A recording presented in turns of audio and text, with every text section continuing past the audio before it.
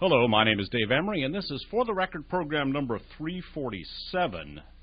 The title is Axis of Evil, subtitled Carlyle's Way. This program is being recorded on February 11th of the year 2002.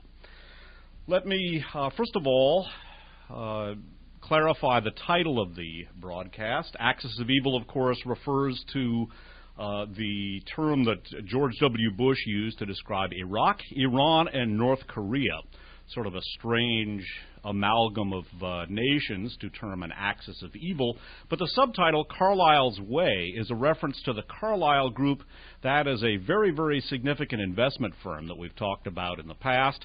It has, as I like to say, more connections than a switchboard, and among the people who are connected to this particular switchboard are the bin Laden family and the Bush family, as well as James Baker, Bush's former Secretary of State, and a great many other people as well. And we're going to be talking about the bin Laden family and Carlyle Group right now. Now, let me encourage you, as I read the article from which this broadcast derives its title, let me encourage you to think very carefully about the September 11th events.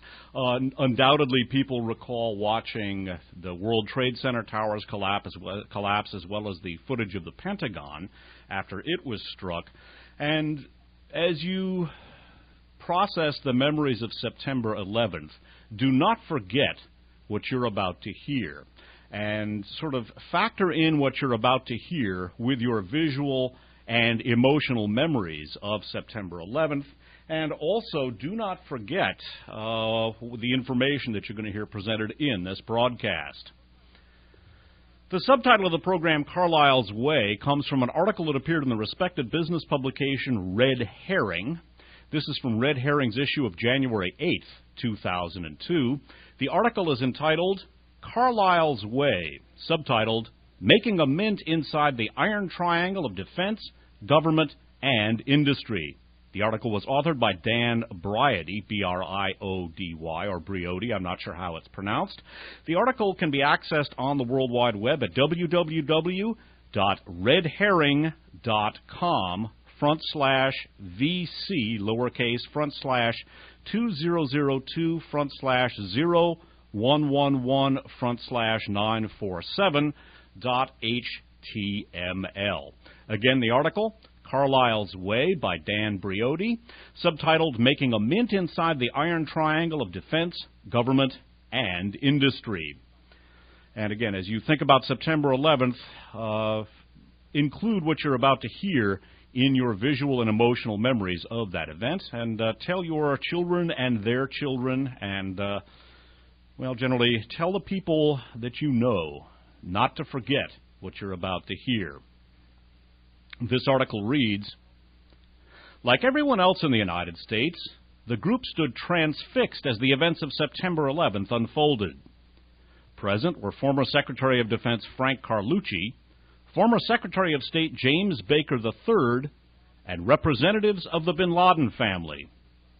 This was not some underground presidential bunker or Central Intelligence Agency interrogation room. It was the Ritz-Carlton in Washington, D.C., the plush setting for the annual investor conference of one of the most powerful, well-connected, and secretive companies in the world, the Carlyle Group. And since September 11th, this little-known company has become unexpectedly important. That the Carlyle Group had its conference on America's darkest day was mere coincidence, but there is nothing accidental about the cast of characters that this private equity powerhouse has assembled in the 14 years since its founding. Among those associated with Carlyle are former U.S. President George Bush Sr., former U.K. Prime Minister John Major, and former President of the Philippines Fidel Ramos. And Carlyle has counted George Soros, Prince Al-Walid bin Talal bin Abdulaziz Al Saud of Saudi Arabia, and Osama bin Laden's estranged family among its high-profile clientele. The group has been able to parlay its political clout into a lucrative buyout practice, in other words, purchasing struggling companies, turning them around, and selling them for huge profits, everything from defense contractors to telecommunications and aerospace companies. It is a kind of ruthless investing made popular by the movie Wall Street, and any industry that relies heavily on government regulation is fair game for Carlyle's brand of access capitalism. Carlyle has established itself as the gatekeeper between private business interests and U.S. defense spending. And as the Carlyle investors watched the World Trade Center's towers go down, the group's prospects went up.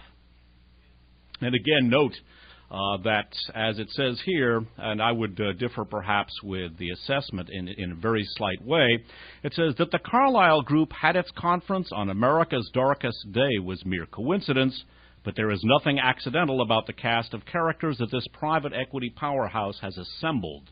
And again, yet another sentence from the passage I just read. And as the Carlyle investors watched the World Trade Center towers go down, the group's prospects went up.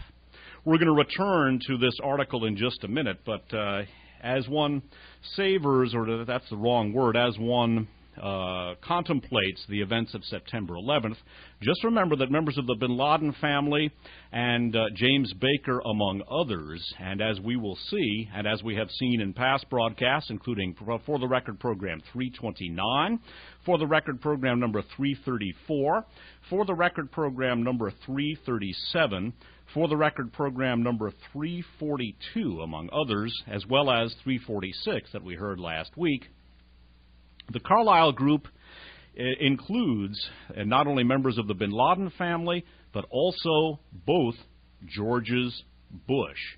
Do not forget that. We're going to turn to a point of information that we examined in For the Record Program 334, and we're going to develop it a little more fully based on some information that was carried in the San Jose Mercury News of Sunday, January 27th of the year 2002.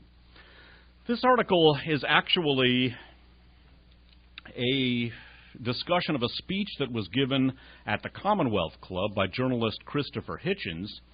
This particular speech is called America, Afghanistan, and the Contrarian.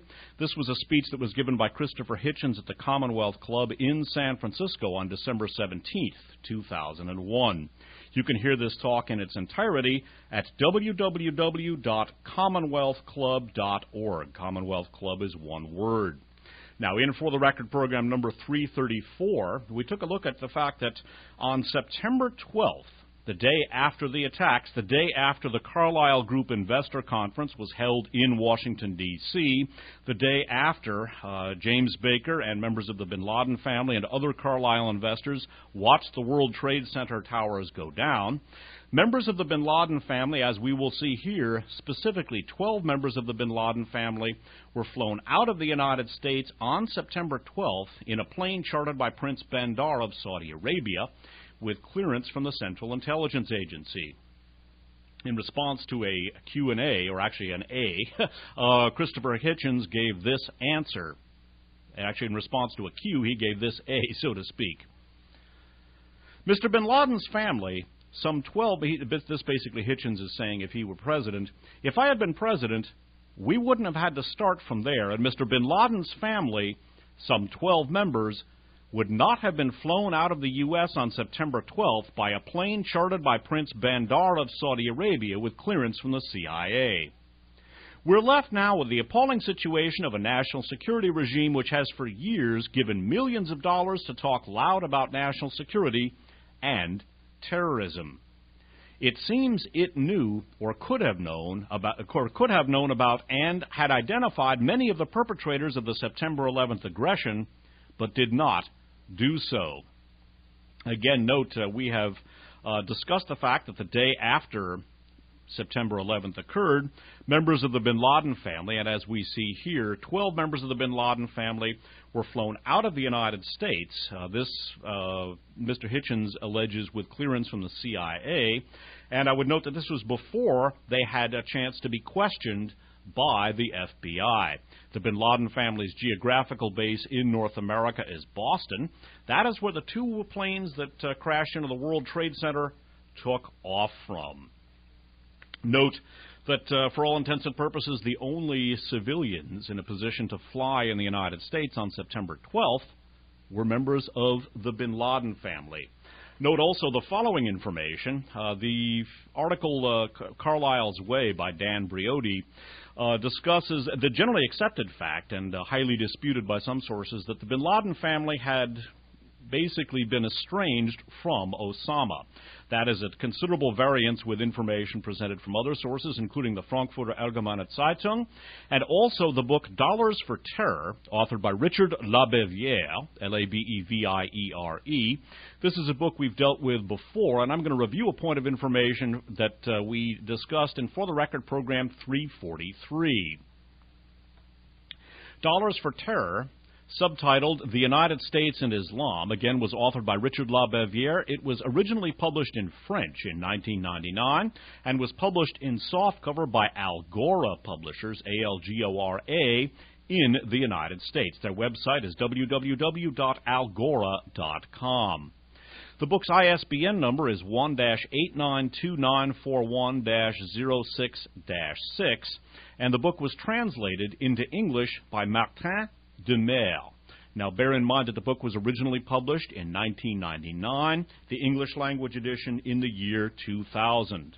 Prince Turki is the former chief of Saudi intelligence who, as we saw in For the Record program number 337, and this is also a point of information we discussed in 330 and 334, Prince Turki was, that's T-U-R-K-I, Prince Turki was basically the person who ran Osama bin Laden for Saudi intelligence, and they're elements of U.S. intelligence closely affiliated with the Saudi. Bear in mind that Prince Turki was replaced as ambassador, basically as chief of Saudi intelligence, the week before the September 11th attacks. And bear in mind also that hours before the annual Saudi-U.S. military maneuvers were to begin in August of 2001, they were canceled by the Saudis without explanation. We took a look at that in For the Record 337. Now, turning to Dollars for Terror by Richard Labeviere, we read of the relationship between Prince Turki, elements of U.S. intelligence, which I think would be a better term to substitute here for CIA, and the bin Laden family, and Osama bin Laden, who was described here as alluded to as banker of the jihad. Turning to Dollars for Terror, we read of the relationship between the bin Ladens, elements of U.S. intelligence, and Prince Turki, responsible from day one for the Saudi engagement in Afghanistan. Quote, "From the start, it was he who assumed the role of contact officer for Osama bin Laden," confirms a European military attaché posted in the Gulf for many years. In this sense, Prince Turki always maintained high-level control over the recruitment and the engagement of the Arab Afghans commanded on the ground by Osama bin Laden. This military supervision was carried out through the military business complex of the bin Laden organization. Contrary to its recurring denials, the bin Laden family never cut its ties with Osama, the prodigal son. In spite of his loss of Saudi nationality, which was announced in response to international requirements, Osama always relied on the family group to conclude the training and the many relocations of his, quote, Afghan, unquote, mercenaries. These successive redeployments were always carried out at the instigation of Prince Turki and in connection with his CIA contacts. Among his many activities, the chief of the Saudi Secret Service, endowed with a power that cuts across many fields, politically supervises the allocation of state contracts and always gives preference to the bin Laden group and ensures it the best terms of payment. This meticulous care partly explains the financial power of the banker of the jihad, unquote. And skipping down, still today, Prince Turki, the constrained friend of the CIA and his Secret Service, make abundant use of Osama bin Laden's networks, whereas the Federal Court of New York has issued an international warrant for his arrest. Taking into account the close ties between the United States and Saudi Arabia, it is inconceivable that bin Laden remains beyond reach. Bin Laden's networks, with all their many branches, also enjoy the active support of the Muslim Brothers. That powerful religious fraternity never refused to put its military and financial logistics at the disposal of the Saudi billionaire. The alleged relationship between the Muslim Brotherhood and Al-Taqwa and the events of September 11th is discussed in, for the record, 343, and the fascist heritage and, according to some experts, fascist nature of the Muslim Brotherhood is discussed at length in that same broadcast. By the way, I would note that another recent book, this one called Bin Laden, La Vérité Interdite, is a book that was published in French. We dealt with that in, for the record, program 337.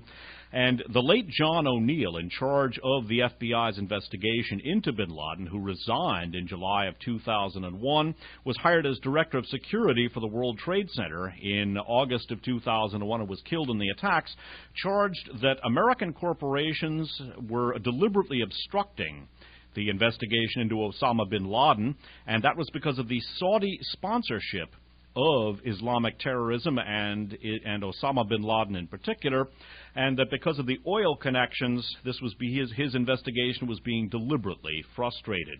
I would note that Mohammed Atta received a parking ticket in New York in June of 2000. In the summer of that same year, John O'Neill had a briefcase stolen from him which had top-secret papers which detailed all of the counterintelligence and counter-terrorist operations in New York City, including the allocations of personnel. I have speculated on air that, in fact, that was in response to the fact that Mohammed Atta's cover, so to speak, had been blown, and in anticipation of not only perhaps the bombing of the USS Cole in October of 2000, but also the September 11th attacks. That obviously is speculative, but speaking of speculation, the Carlyle group has been engaged in quite a bit of that. Returning to Carlyle's Way, by the way, the title of this article is A Corruption of Carlito's Way. That is a movie starring, I believe it was Al Pacino, and it's about a gangster.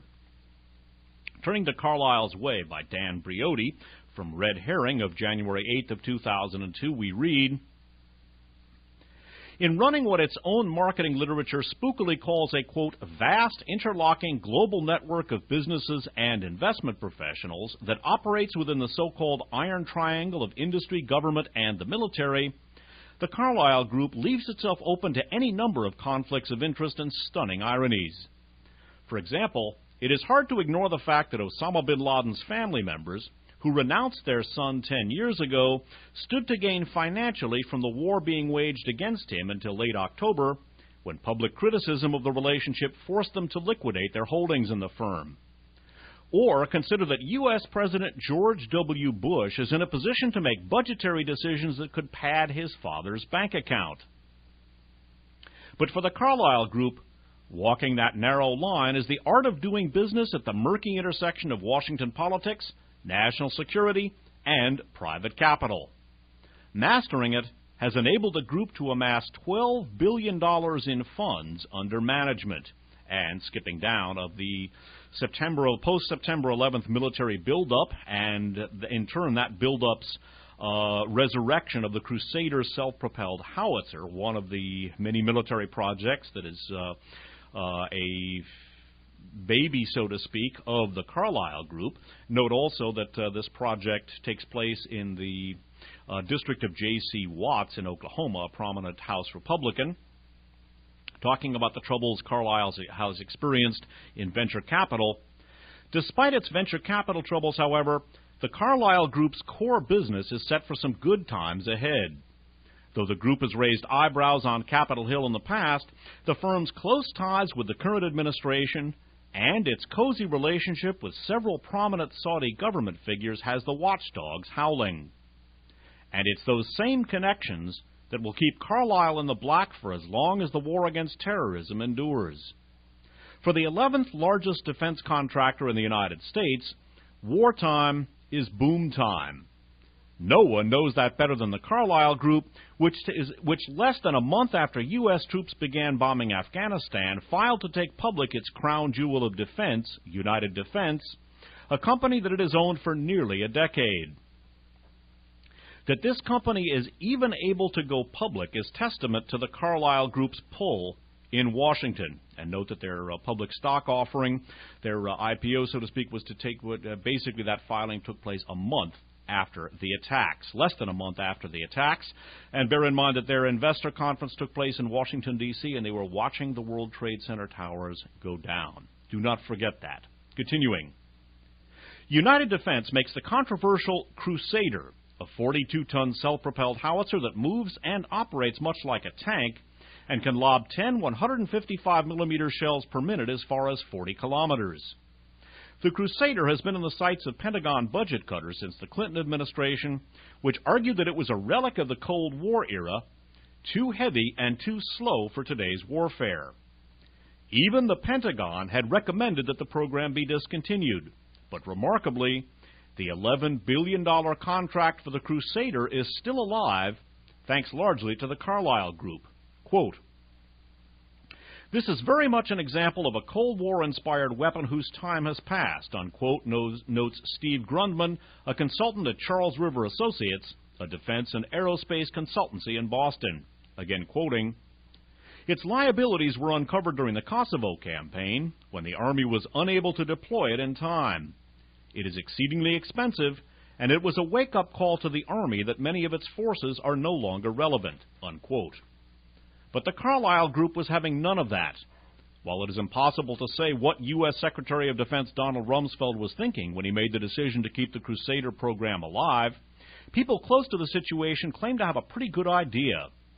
Mr. Carlucci and Mr. Rumsfeld are good friends and former wrestling partners from their undergraduate days at Princeton University. And while Carlyle executives are quick to reject any accusations of them lobbying the current administration, others aren't so sure. Quote, "In this particular effort, I felt that they were like any other lobbying group, apart from the fact that they are not," unquote, said one Washington, D.C. lobbyist with intimate knowledge of the Crusader negotiations, noting the fine line between lobbying and having a drink with an old friend. Skipping down. Perhaps even more disconcerting than Carlyle's ties to the Pentagon are its connections with the White House, within the White House itself. Aside from signing up George Bush Sr. shortly after his presidential term ended, Carlyle gave George W. Bush a job on the board of Texas-based airline food caterer Cater Air International back in 1991. Since Bush the Younger took office this year, a number of events have raised eyebrows. In the next section, there's discussion of the elder George Bush's involvement in Carlyle investments in Korea.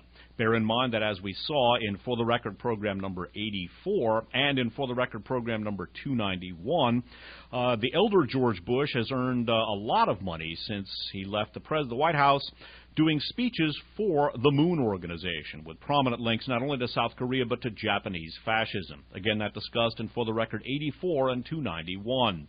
I would note that North Korea was singled out as part of the axis of evil in the younger George Bush's speech. Returning to this article, shortly after George W. Bush was sworn in as president, he broke off talks with North Korea regarding long-range ballistic missiles, claiming there was no way to ensure North Korea would comply with any guidelines that were developed. The news came as a shock to South Korean officials, who had spent years negotiating with the North, assisted by the Clinton administration. By June, Mr. Bush had reopened negotiations with North Korea, but only at the urging of his own father.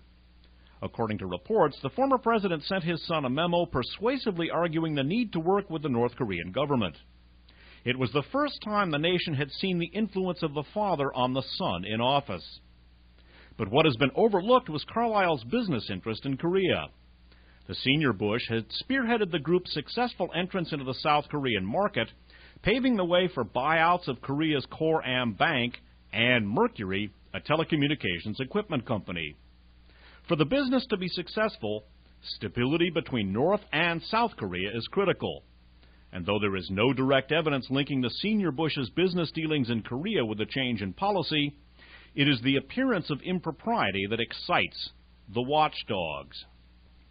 We are clearly aware that former President Bush has weighed in on policy toward South Korea, and we note that U.S. policy changed after those communications, unquote, says Peter Eisner, managing director at the Center for Public Integrity, a watchdog group in Washington, D.C., which has an active file on the Carlyle Group. Again quoting, "We know that former President Bush receives remuneration for his work with Carlyle, and that he is capable of advising the current president, but how much further it goes, we don't know." Unquote. Skipping down again. While the Center for Public Integrity looks for its smoking gun, others in Washington say hard evidence is unimportant.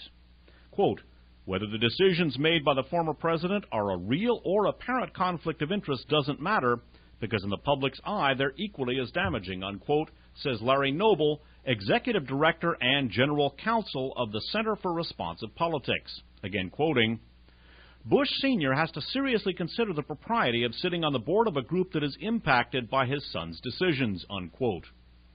And the controversy is expected only to increase as Carlyle's investments in Saudi Arabia are scrutinized during the war on terrorism.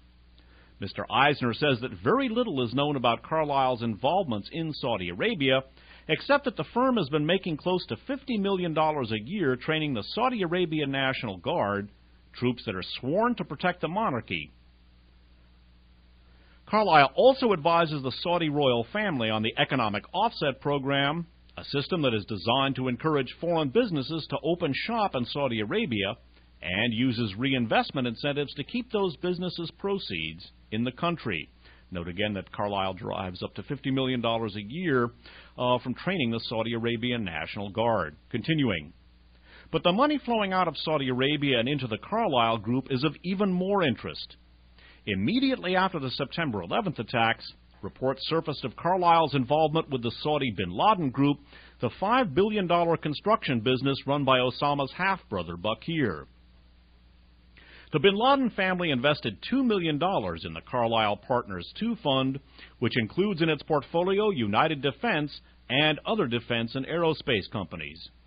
On October 26th, the Carlyle Group severed its relationship with the bin Laden family in what officials termed a mutual decision. Mr. Bush Sr. and Mr. Major have been to Saudi Arabia on behalf of Carlyle as recently as last year, and according to reports, the Federal Bureau of Investigation is currently looking into the flow of money from the bin Laden family. Carlyle officials declined to answer any questions regarding their activities in Saudi Arabia. I would note that Bush had actually visited the bin Laden family compound twice. That's the senior Bush. Skipping down. They are the new breed of private equity, acting more like a large mutual fund of private companies, says David Snow, editor of PrivateEquityCentral.net, a website that tracks private equity firms. The numbers are impressive. Carlyle employs 240 people as opposed to the 10 or 12 typical of most private equity firms. It has ownership stakes in 164 companies, which collectively employ more than 70,000 people. George Soros invested $100 million in the group's funds. The California Public Employees Retirement System is in for $305 million. Skipping down. But the company's struggles in its venture capital business may be offset at least temporarily by the expected windfall from the war on terrorism. The federal government has already approved a $40 billion supplemental aid package to the current budget, $19 billion of which is headed straight to the Pentagon.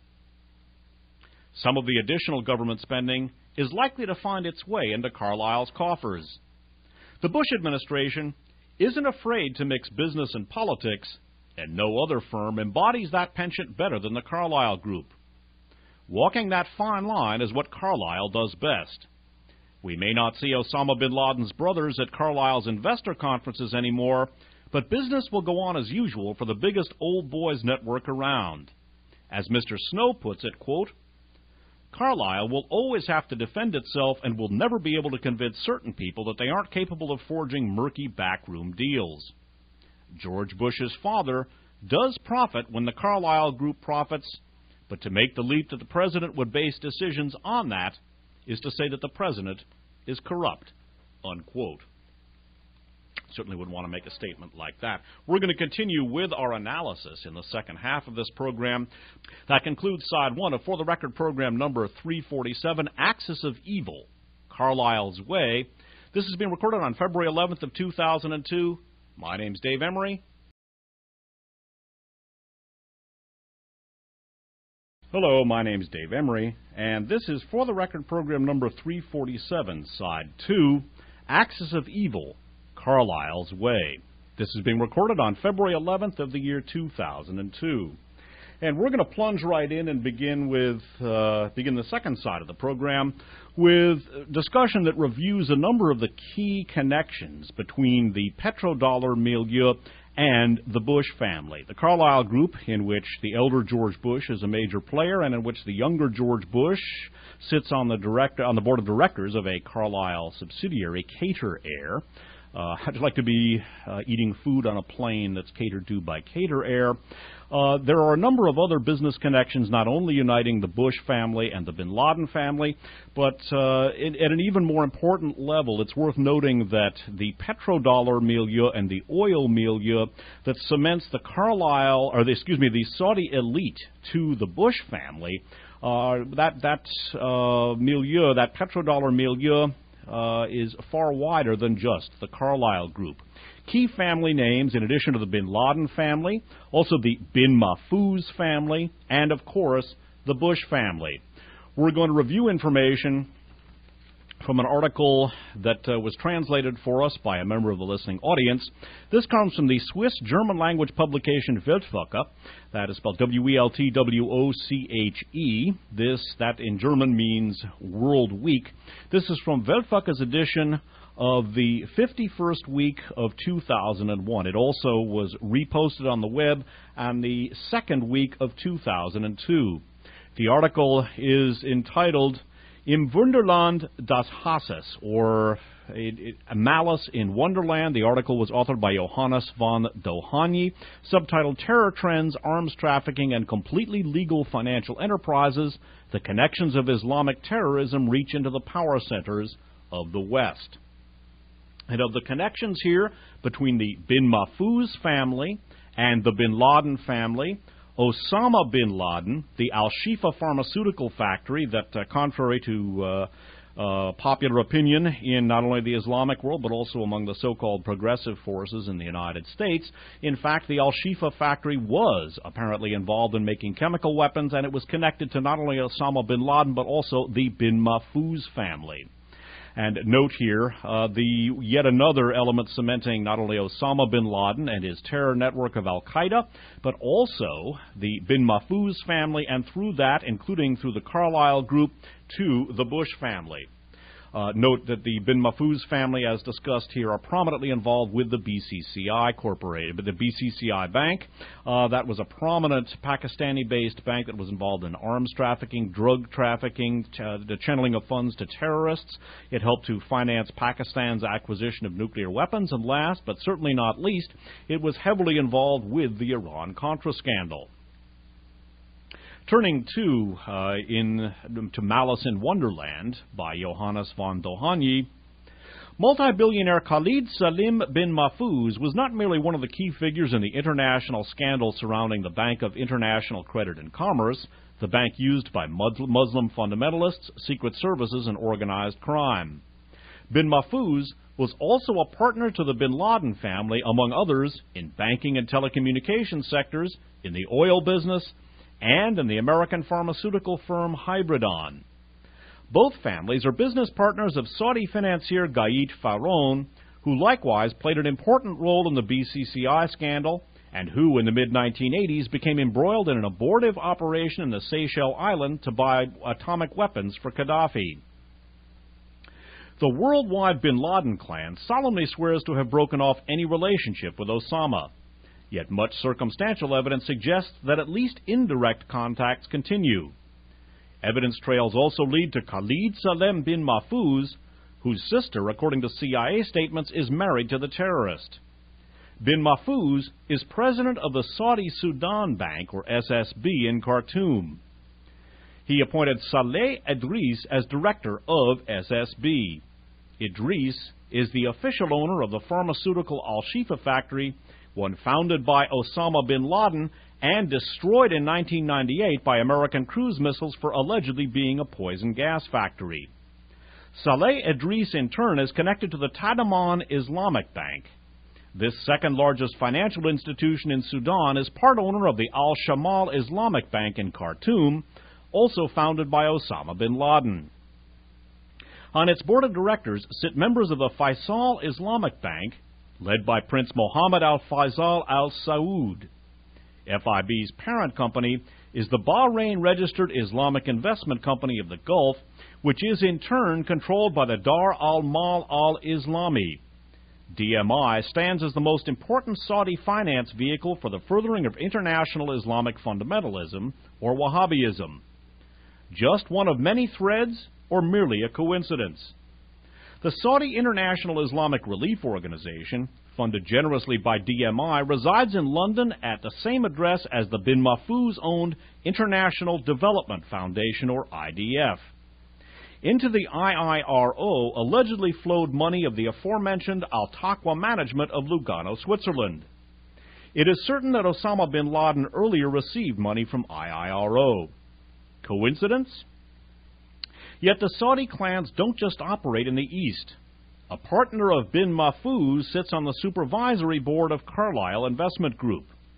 On its board of directors we find John Sununu, former chief of staff to George H.W. Bush, and James Baker III, Bush's former Secretary of State.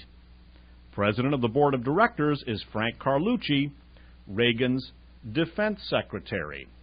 More about some of the business relationships cementing the bin Mahfouzes, the bin Ladens, and the Bushes. Reviewing information that we've talked about and among other programs, For the Record Program 329 and 331. This is from The Mafia, the CIA, and George Bush, authored by Pete Bruton. It's published in hardcover by SPI Books, a subsidiary of Shapolsky Publishers. It's copyright 1992 by Pete Bruton. Now, what we're going to be talking about here is the relationship between Arbusto Energy, one of its initial investors, James R. Bath, and the bin Laden and bin Mahfouz families, for it is the aforementioned James R. Bath, who was the Texas business representative for both, in fact, the North American business representative for both families. It was at the Air National Guard that Bath met George W. Bush. They became good friends, but according to Bush, never did any business together. However, records filed in a lawsuit in Houston involving Bath contradict the president's son. They show Bath was an investor in a Bush oil and gas enterprise. That, of course, was Arbusto Energy. We've looked at that connection in numerous broadcasts in the past. Skipping down. Several months after Bath and Taylor started Jim Bath and Associates, Bath got a huge break. He was named as a trustee for Sheikh Salem bin Laden of Saudi Arabia, a member of the family that owns the largest construction company in the Middle East. Bath's job was to handle all of bin Laden's North American investments and operations. That sentence one more time. Bath's job was to handle all of bin Laden's North American investments and operations. Bin Laden's father, Mohammed bin Laden, was a patient of Adnan Khashoggi's physician father and got Khashoggi involved in his first deal as a middleman. Adnan Khashoggi, by the way, the Saudi-based weapons dealer, was a key player in the Iran-Contra scandal.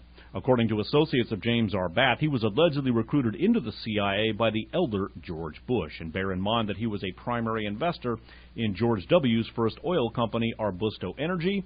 People who knew him at the time said that he didn't have much money of his own, so in all likelihood, the money that he invested in Arbusto came from his Saudi clients, including quite possibly the bin Laden family. Continuing.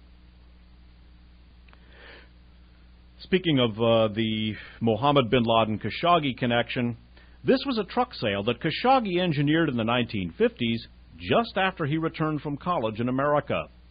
Khashoggi sent the $25,000 commission to bin Laden, who returned it to Khashoggi. According to federal law enforcement sources, bin Laden also did business with Salim Saab, the Lebanese who was a partner with Cayman attorney Ian Paget Brown in Sarah Limited, which borrowed money from mainland. These sources said Saab listed on his resume a contract he had with bin Laden that was secured by a November 1984 letter of credit for $86,000. Several months after Bath was named as a trustee for bin Laden, he became the trustee for Sheikh Abdullah Baroum, who owned a large Saudi Arabian cement and steel company. Then, sometime later, he began working for Sheikh Khalid bin Mahfouz, the former chief executive officer of his family's national commercial bank, Saudi Arabia's biggest and most closely related to the royal family bank. Sheikh Khalid remained in his position at NCB until 1 week after he and his London-based associate Haroon Kaloun were indicted in New York in 1992 on charges that they had schemed to defraud depositors, regulators, and auditors of the insolvent BCCI.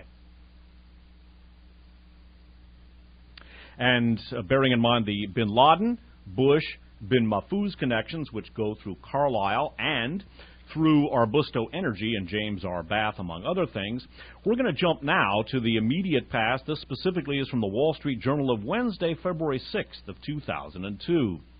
This is an article by James M. Dorsey. Its headline, Saudi Arabia is monitoring key bank accounts. Subtitled at U.S. request, Kingdom investigates businesses in bid to cut terror funds. And one of the business nexuses, so to speak, being investigated here is that of the bin Mahfouz family. Speaking of these accounts, skipping down, the bin Mahfouz family, separate members of which own National Commercial Bank, Saudi Arabia's largest bank, and the Saudi Economic Development Company, and the Abdulatif Jameel group of companies, are among 150 accounts being monitored by SAMA, the Saudis and Riyadh-based U.S. officials said. Excuse me, let me read that sentence again. The bin Mahfouz family, separate members of which own National Commercial Bank, Saudi Arabia's largest bank, and the Saudi Economic Development Company, and the Abdulatif Jameel group of companies, are among 150 accounts being monitored by SAMA, the Saudis, and Riyadh-based officials said. The U.S. officials said the names of the accounts were presented by the U.S. to Saudi Arabia since the September 11th terrorist attacks in the U.S. They said 4 Saudi charities and 8 businesses were also among 140 worldwide names given to Saudi Arabia last month. Skipping down. Among the bin Mahfouz family, Abdul Rahman bin Mahfouz was a board member of Muwafaq, a defunct Jersey-registered charity headed by Yassin Al-Qadi. We talked about that, by the way, in For the Record 330. Mr. Qadi has challenged the freezing of his assets in a British court as well as at the European Court of Justice.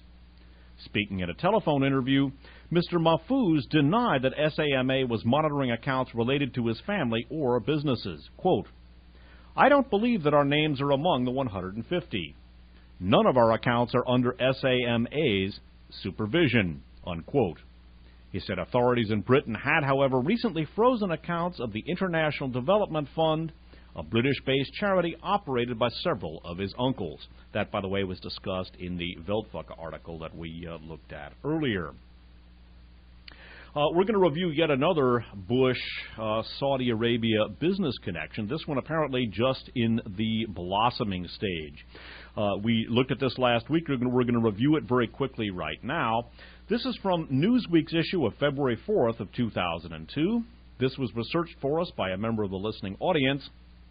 And this concerns Neil Bush, George Bush's brother's presence at a Jeddah, Saudi Arabia conference at which wealthy Saudi investors, including the bin Laden family who helped sponsor the conference, were kicking around, among other things, how September 11th was going to affect their American investments.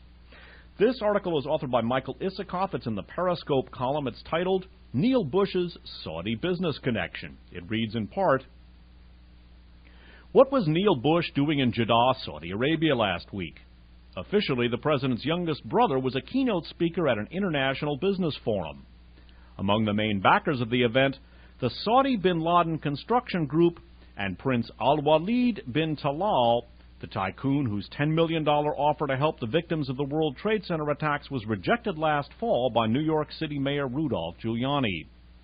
With an audience filled with Saudi royals, Bush talked about the role of public opinion in shaping U.S. Mideast policy. But Bush's main purpose wasn't public relations advice.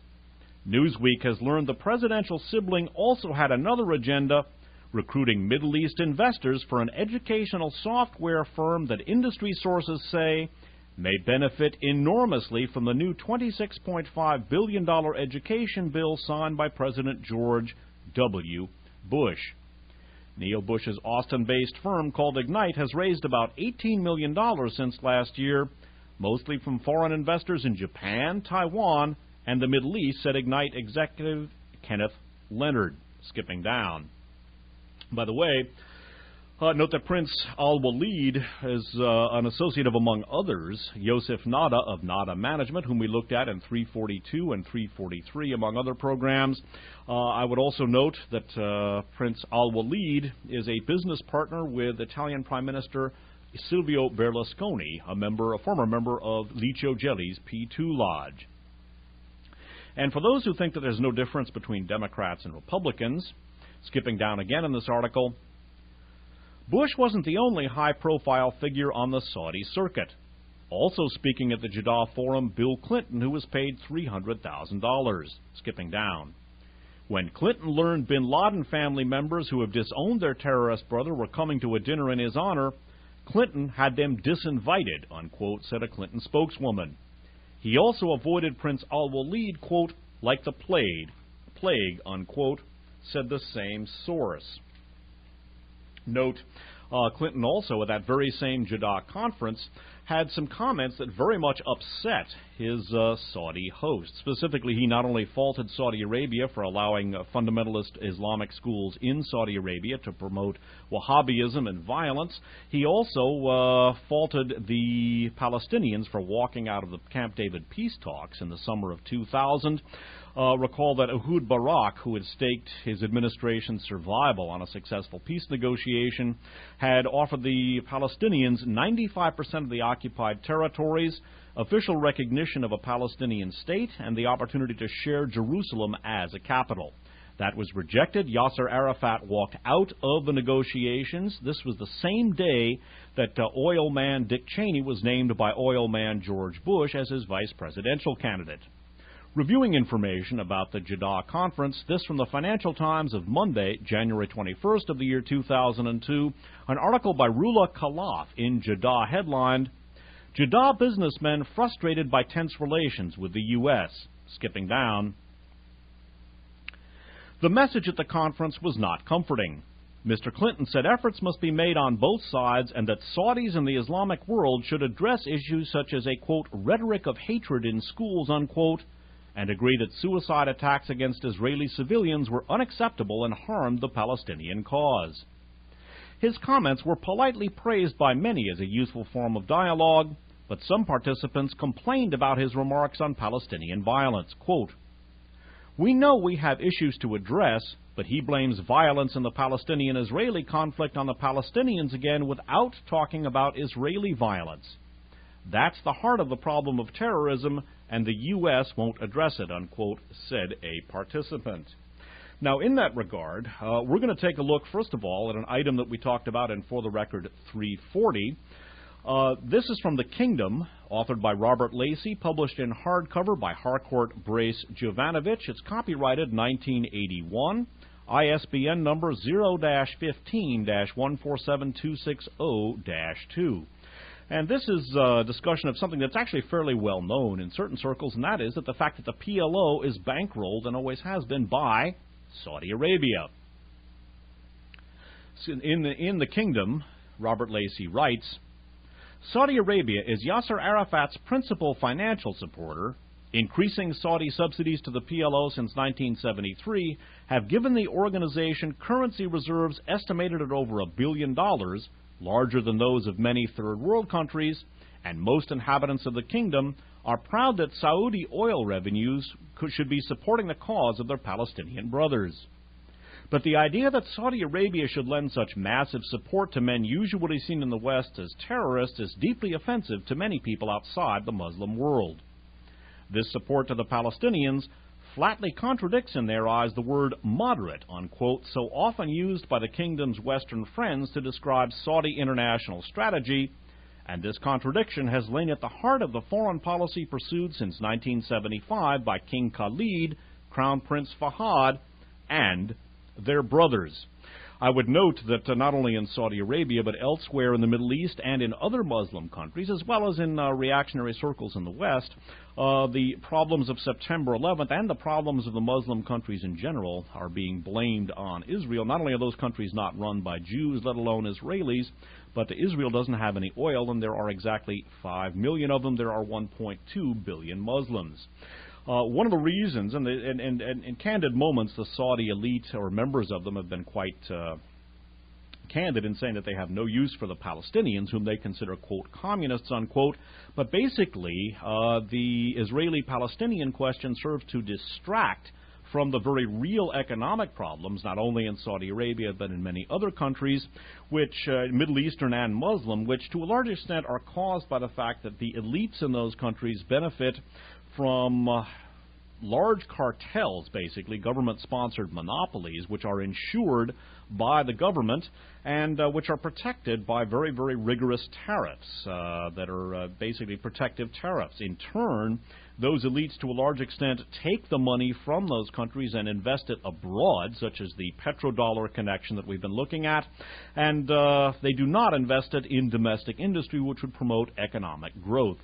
This, by the way, is beginning to become a subject of considerable frustration in Saudi Arabia, and that frustration in turn is feeding Islamic fundamentalism. Financial Times of Monday, January 28th of 2002, had another article by Rula Khalaf. This one headlined, Saudi Deficit Mystery Symbolizes Frustration. Skipping down.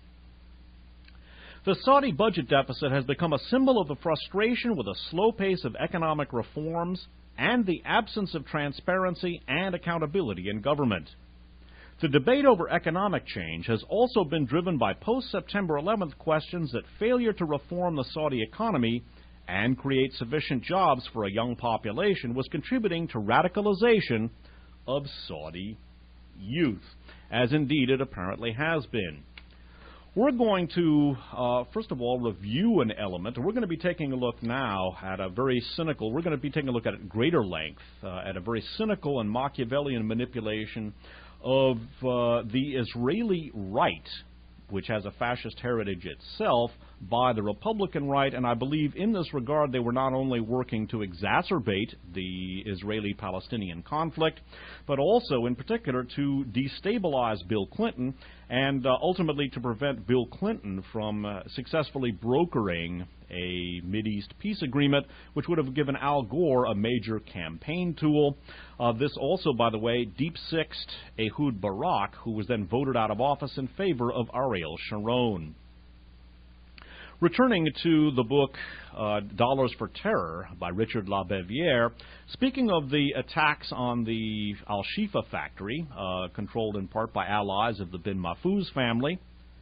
In addition, the Muslim Brotherhood condemned the American attacks in a press statement, declaring that they were, quote, a diversion from the scandals confronting the President of the United States, unquote, referring to the President's sordid affair with a White House intern, Monica Lewinsky.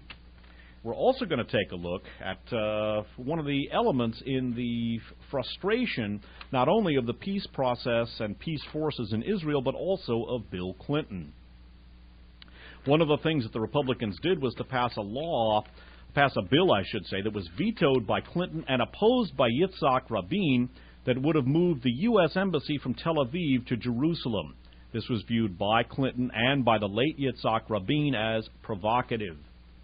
Turning once again to Dollars for Terror, indeed, constitutionally, the President can suspend the application of a law approved by Congress if he judges it contrary to the higher interests of the country, as was the case for the Dole law that proposed to transfer the Embassy of the United States to Jerusalem. And that law, which was that bill sponsored by Bob Dole, passed by the Republican-controlled Congress, was vetoed by Bill Clinton. Now again, Yitzhak Rabin opposed that bill. He was assassinated in 1995. And what I'm going to do is to briefly delineate an ongoing dalliance between the Republican right and between the Republican Party, the Israeli right, which itself has a fascist heritage, as we've seen in miscellaneous archive shows M30 and M58, and which in turn, I believe, led to the destabilization of the Camp David Accords. Now, in 1998, Benjamin Netanyahu, basically I shouldn't say Netanyahu, but Benjamin Netanyahu, whose father, Ben Zion Netanyahu, was the personal secretary to, pallbearer for, and aide to Vladimir Jabotinsky, the head of the Beitar, the primary element in the fascist part of the Zionist movement. In 1998, a representative of the Likud party represented the Likud party at the National Conference of the Alleanza Nazionale, the Italian fascist party. Also in 1998, the Monica Lewinsky scandal broke, and in For the Record Program 139, we took a look at allegations from the book Gideon's Spies by Max Hastings that a right-wing element of Israeli intelligence was manipulating the Monica Lewinsky scandal for its own benefit.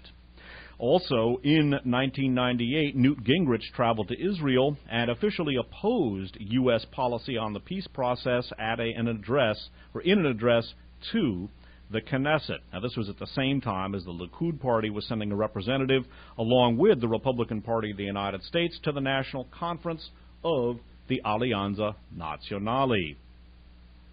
Now, in the spring of 2000, Ariel Sharon met with Silvio Berlusconi, again of the P2 Lodge, a partner of Prince Al-Walid, and a person in whose coalition government Gianfranco Fini and Alleanza Nazionale, the heirs to Mussolini's fascist party, participated as a coalition partner. That was in the spring of 2000, and we looked at that in For the Record Program number 252. Now, in the summer of 2000, Yasser Arafat walks out of the Camp David peace accords on the same day that George Bush, the oil man, names Dick Cheney, the oil man, as his vice presidential candidate. This not only denies Al Gore the campaign issue of the Democrats having successfully brokered a peace negotiation, a long-awaited peace process, but this also led to the defeat of Ehud Barak and his succession by Ariel Sharon of the Likud party. The last substantive item that we're going to review in this broadcast is an item that we've looked at before. It's worth bearing in mind who the negotiating team for the PLO was, and we've talked about the scotching of the peace negotiations in For the Record 334, 337, and 340. We're going to take a look now at the book The Secret War Against the Jews, co-authored by former government investigator John Loftus and Mark Ahrens, published in hardcover by the St. Martin's Press, copyright 1994. Of the composition of the negotiating team for the PLO, we read, the CIA secretly brought several moderate Palestinians to the United States for intensive briefing. This group, codenamed Baker's Dozen, included most of the official Palestinian negotiating team with Israel. Quote, Hanan Ashrawi, Hana Senora, Saib Erakat, Sarin Nusebe, and other lower-ranking Palestinians were summoned to Langley for a 3-day conference on integrating their politics with the U.S. So the Palestinian negotiating team, protégés of James Baker, one of the people who was watching the September 11th proceedings along with members of the bin Laden family at the Ritz-Carlton Hotel in Washington, D.C. on September 11th. All of which, I guess, goes to prove nothing so much as what Dr. Johnson observed centuries ago when he said that, quote, it can be truly said that treason doth never succeed, for when it doth succeed, none dare call it treason. Well, hardly anybody. That concludes Side 2 of For the Record Program number 347, Axis of Evil, Carlyle's Way. This is being recorded on February 11th of the year 2002. There will be a description in the For the Record section of the Spitfire website at spitfirelist.com. Links in that description to 2 websites run by sister station WFMU. And all of the For the Record programs you heard alluded to are available for download on one of those WFMU websites. My name's Dave Emory.